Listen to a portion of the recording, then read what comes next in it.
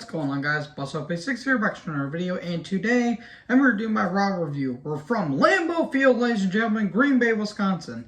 I've been to Lambeau Field. Really cool place, actually. Even though I'm not a Packers fan, I can certainly respect them for what they did. This was certainly a show here, ladies and gentlemen, and yeah, the follow-up from last night's Hell in a Cell, which I'm going to actually talk about how I thought about the show because I actually did see it. It was certainly a show, and it was remembered for all the wrong reasons. I'll talk about that here in a second, but going through the match card, the opening triple threat between the women, between Becky, Bianca, and Asuka, fucking great match. I thought that was a fantastic match. One of my favorite matches of the year by far. And somebody made a comparison, which was better, this match or the triple threat crown jewel between Becky, Sasha, and Bianca. Probably the crown jewel match, just by a smidge, because, well, it's a Saudi Arabia show. But I think the match there is just a little bit better, but this was certainly a hell of a match, too. And then Lashley defeated Almost an MVP. Didn't really care, in all honesty. Owens and Ezekiel had a match that was whatever. Judgment Day, I'll talk about them here later. In a six-person tag, match was actually pretty good. Those styles got busted open, looked pretty bad, I will admit. And Rio, good Christ, Rio was very distracting. Match was good, though. Match was pretty damn good. Moss and Corbin had a no-holds-barred match. Didn't give 10 shits. Moss has a great look, but this is a stupid-ass gimmick. And what the hell was that pink shirt that Corbin was wearing? Ali lost to Theory.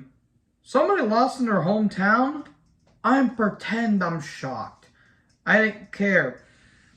And then, the Hell in a Cell match between Cody and Seth. Cody, you are brave, but you are also very fucking stupid. Good Lord, that was bad. That pectoral injury was bad.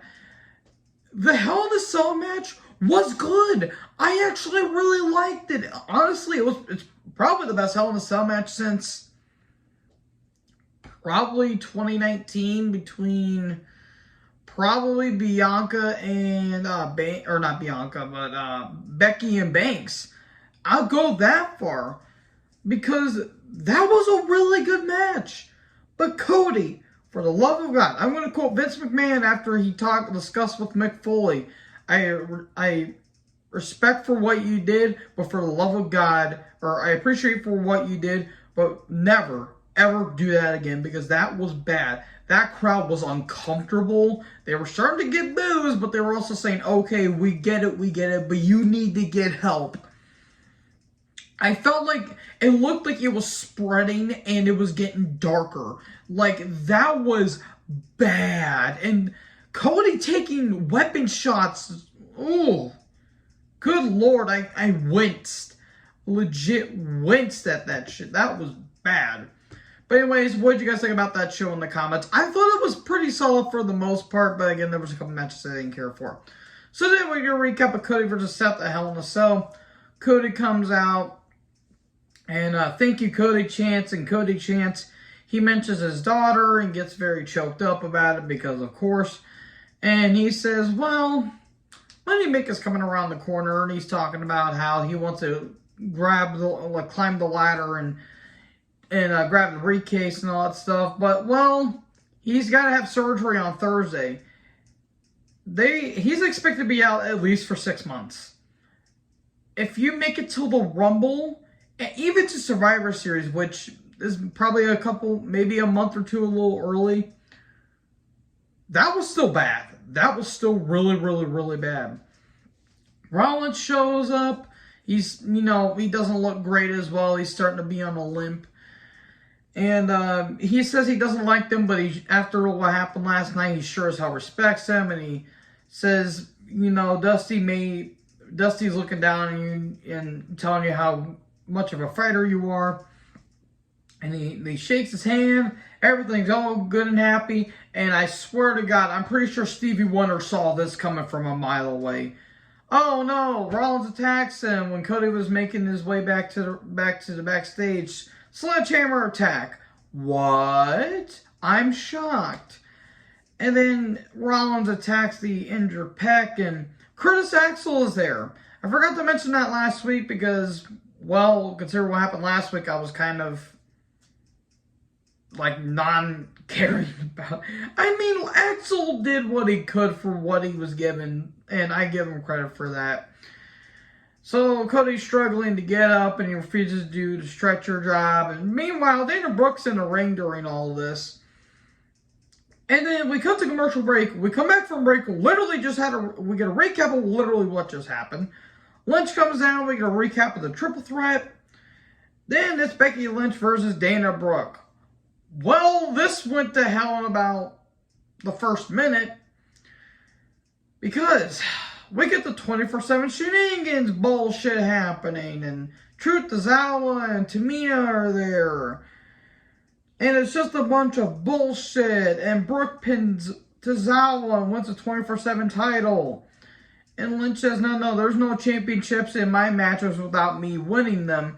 Put the title on the line. Okay, so it's Becky versus Brooke for the 24/7 title. Why? What did Becky Lynch do to deserve this? Asuka shows up, and this feud isn't doing anything for me, which sucks because I like both talents. And in the end, Brooke wins. And I just about shut off the show right there. Wow. Absolutely wow. Yeah, that was complete nerd dog shit. 20 years of Cena video package. He's going to be coming to Laredo, Texas in a few weeks. Okay, good for you, John. Good for you. 20 years of Cena. I'm not a big Cena fan. I mean, I was when, when I was still a kid and all that stuff. I mean, whenever, if you're a kid growing up around that time, how could you not like Cena? But, I mean, I liked him for a time, then I joined the bandwagon of hating him, but now I respect John for what he did. Have I agreed with everything he's done? Absolutely not, because he's done a lot of bullshit in the past, but I respect John, and congrats on 20 years. Miz and Maurice come down. Maurice was very distracting. Very distracting.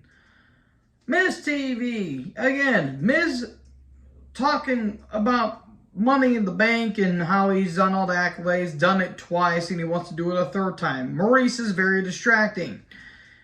And talking about Miz and Mrs. Why? Riddle shows up. And he tells Mrs. to shut the hell up, and he wants range. He keeps calling him a tribal piece of trash. He's trying to get that over. Riddle is over. He's a good athlete, but he's a complete idiot, and he doesn't make me care. And then they talk about how Miz has small balls.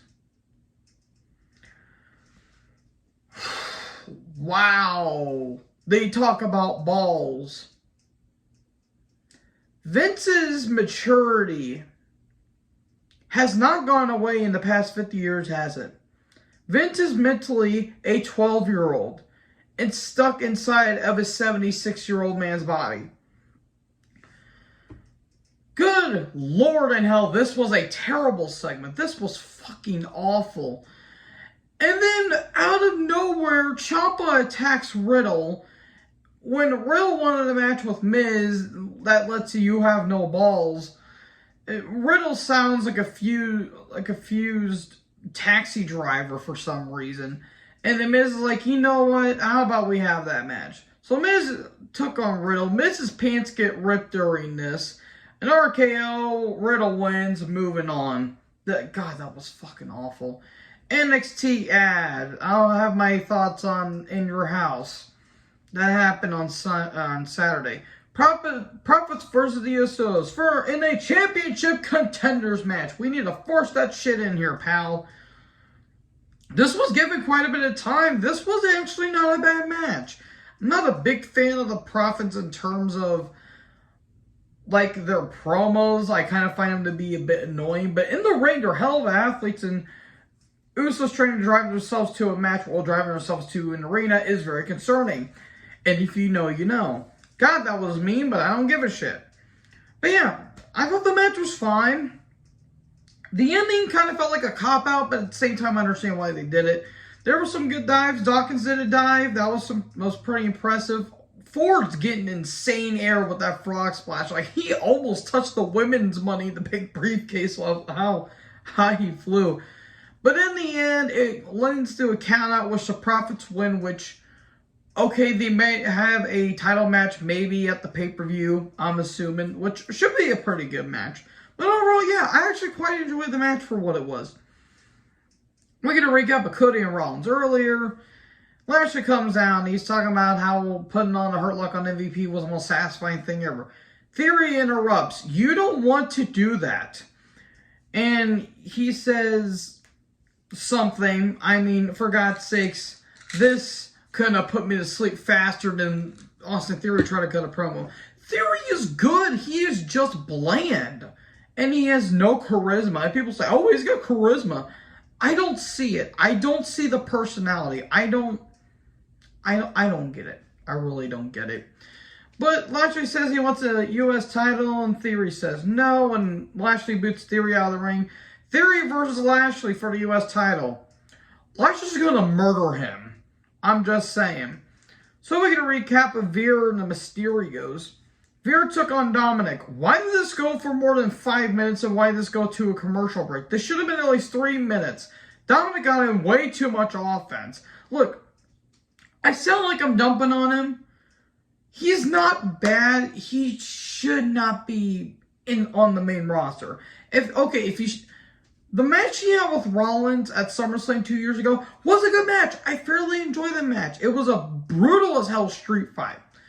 After that, he should have been sent down to NXT and then build him up from there. I don't want to say it's nepotism, but it's starting to become nepotism at this point. So anyway, we get a DQ because we can't have nice things, and Veer wins. Okay, cool. Then we get a recap of 6-person tag, and then Judgment Day comes down. Rhea, good Lord in heaven. We also find out that Rhea has tattoos on her leg. I would, and you would too. And Priest has a very commanding presence, and I'm pretty sure a few people were very turned on by that very, very, very bright purple dress he was wearing. And they want... And I kind of tune out a little bit because I was very distracted by Rhea. I would, and you would too. Who's the new member of Judgment Day? It's Finn Balor?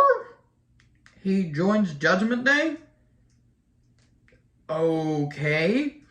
And Finn says, well, Rhea helped me by stopping me, winning the match and all that stuff because I saw the light.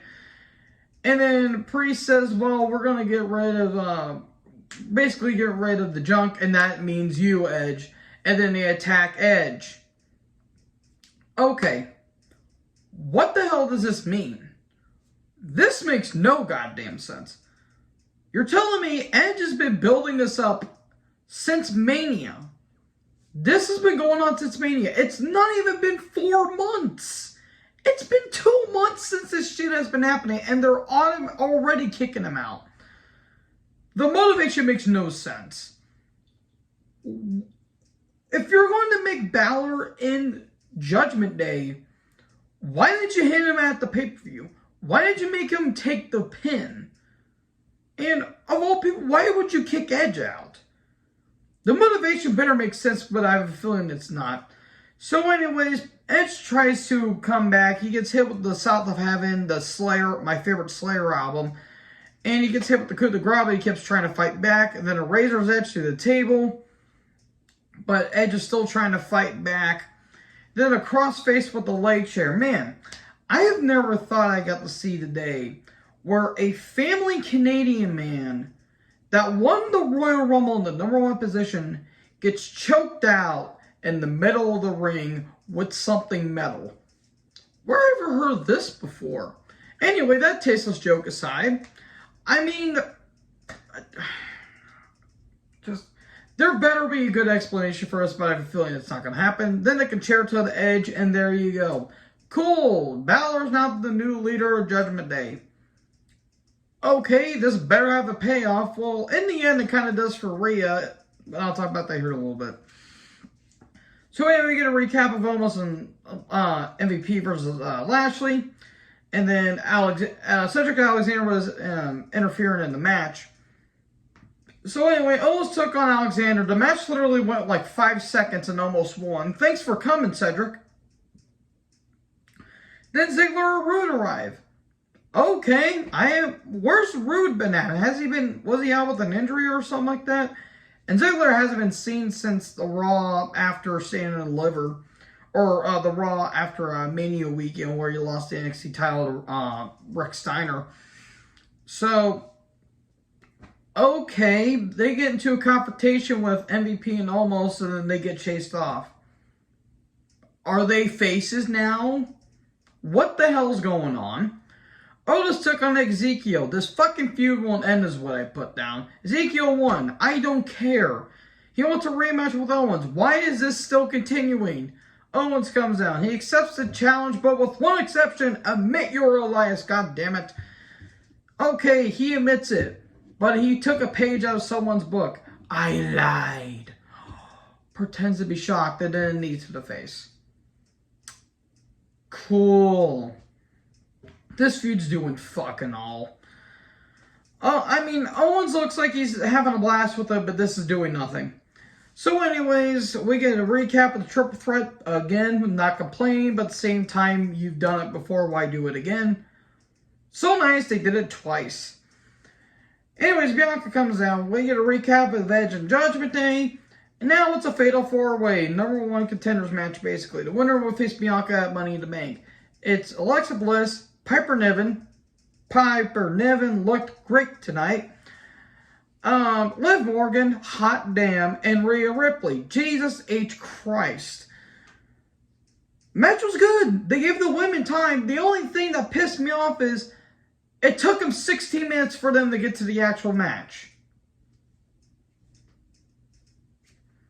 Granted, they gave the women 15 minutes. I'm glad the women got the main event, but still.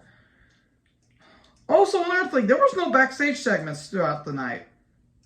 That's a plus, I guess. It doesn't excuse how shitty the show was, but yeah, match was actually pretty good despite Bliss being it. Look, Bliss is not terrible, but she's more of a manager than an actual wrestler. She's a hell of a talker.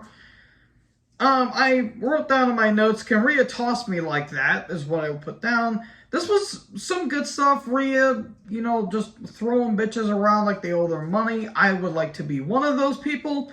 Piper doing her own shtick, and Liv and Bliss kind of doing some double teaming on the taller foes.